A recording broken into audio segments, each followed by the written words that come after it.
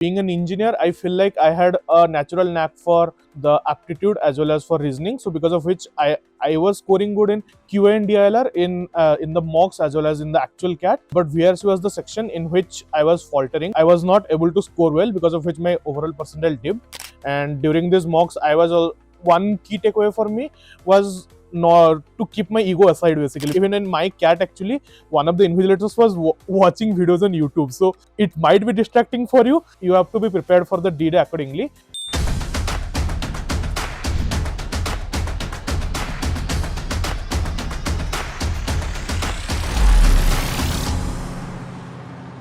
So hello, I am Swagat Subhakanta, born and brought up in Puri, Odisha, and I completed my graduation in chemical engineering from NIT Rourkela. So I scored 99.85 percentile in CAT 2024 and will be joining IIM Calcutta this year.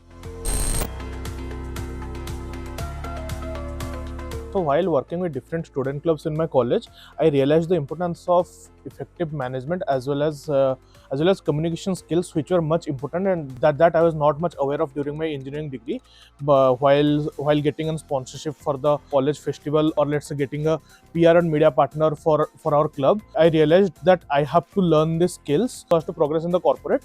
And after graduating my college, I joined Groww, and then I switched to Uniards, where while I was working with the performance marketing team, I was looking after the data. I was helping the team making decisions on those data. That time I realized that while I'm exposed to the analytics side as well as somehow to the performance marketing side, it is difficult for me to learn the other aspects of business, let's say strategy, partnership, finance, or the operation sides, even the brand side of the marketing, which I was not getting much of exposure while I was seeing those teams come into action to drive the business success. So that time I decided that I will get an MBA degree where I will have at least a formal education which can further help me in my career. CAT 24 was the third attempt for me. In my first two attempts, I had scored 98.83 and 98.71 percentile. So in both of them, I realized my biggest weak point was the VARC section, because being an engineer, I feel like I had a natural knack for the aptitude as well as for reasoning. So because of which I was scoring good in QA and DILR in the mocks as well as in the actual CAT. But VARC was the section in which I was faltering. I was faltering behind, and I was not able to score well, because of which my overall percentile dipped. In my third attempt for CAT 2024, I decided to focus more on strengthening my VARC skills while practicing the rest two sections by giving mocks. I was enrolled to Jejo sir's VARC 1000 course, in which helped me learn the concepts properly, and it was also very much helpful to realize my mistakes and the traps which were there that I was falling into. And I think during this mock journey, the lowest point would be around August to September, when I had kind of finished all of my syllabus. I was gearing up to appear properly for the exam, but that time, despite all my efforts, I was not scoring well in VARC. I decided to pivot my strategy, and maybe instead of focusing on all four RC passages as well as VS, I just decided to choose among them and then attempt accordingly, so that I can have a high accuracy instead of marking answers incorrectly. So that helped me a lot on my actual exam day as well. And during these mocks, one key takeaway for me was not to keep my ego aside, basically, because I feel like while DLR and quant was my stronger section, I had that kind of sunk cost fallacy that if I have given some time into solving this, I have to get to the end, and that costed a lot during the mocks, because then most of the times I was just stuck in that same set for, let's say, 20 minutes or 25 minutes, and I wasn't able to even complete two sets properly. So these were some of my key takeaways and ups and downs during my mocks of CAT 2024. So my strategy for D-Day was mostly inspired from what I was doing in my mocks. So the first thing that I was clear in my mind, that obviously I was talking before that, to keep my ego aside, basically, so that I don't get stuck in any question. So if I am not unable to solve anything, I will just move on to the next question. And I wanted to focus more on the RC passages, as towards the end of my mocks, I was doing good in them. So I was thinking of maximizing my VARC score from the RC passages itself. So more or less my D-Day strategy was simple: to solve as many as I can. While there were many speculations kind of you have to score this much to get this much percentile, I was more like fixated on how I can improve my marks, because all those competitions can come afterwards. I just have to give my best and maximize my scores. So more or less that was my that was my D-Day strategy. And to help, actually, one suggestion that I would give to future aspirants is to give mocks even in some with some disturbance, basically, because in the actual CAT center you won't get that quiet alone wala environment. There will be invigilators roaming around. There will be people giving the test beside you. Even in my CAT, actually, one of the invigilators was watching videos on YouTube. So it might be distracting for you. You have to be prepared for the D-Day accordingly. After coming back from the exam, I was kind of satisfied that I have given my best. So yeah, that was all about the D-Day. So I had 99.85 percentile, and I got calls from IIM Bangalore, Calcutta, Lucknow, Kozhikode, Indore, and FMS. And I converted Calcutta, and I am waitlisted in rest all colleges and hoping to convert maybe Bangalore and Kozhikode.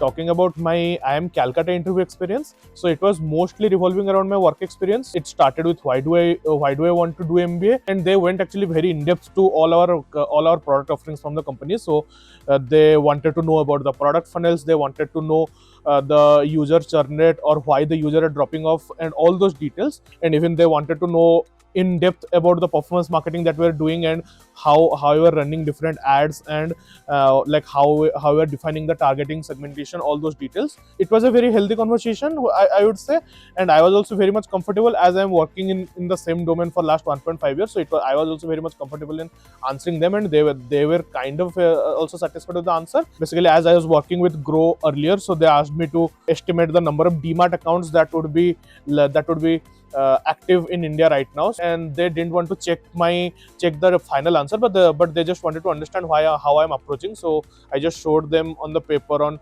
how I'm doing the segmentation, and how I'm dividing the users into different buckets and all. So that was my overall IIM Calcutta experience. My key advice for the CAT 2025 aspirants would be: first, start giving mocks early, because it will always help you to try out different strategies, as well as pivot your plan whenever it's not working. The other one would be, after giving maybe a few mocks or so, you will realize that this would be my strength section, and this would be the section I'm weak at. While you have time, many aspirants fall into this trap of, I will further strengthen the sectional I'm good at. So let's say I was good at DLR, so the thing that people generally do, I will strengthen my DLR so much that maybe I will get the 100% in that section or something. That would be a very wrong strategy, I would say, because now that you have time till at least the end of June, you should focus more on the section you are weak at, because anyways, while giving mocks, the sections you are strong at, you will get enough practice for them as well. So while you have time, focus on the sections you are not very good at, so that you can do justice to those sections. And the third thing would be, again, repeating the same: keep your ego aside while giving mocks and while giving the actual exam. And another would be to do the mock analysis properly. And what people do while doing the mock analysis, they just attempt the questions they couldn't attempt, or they did wrong.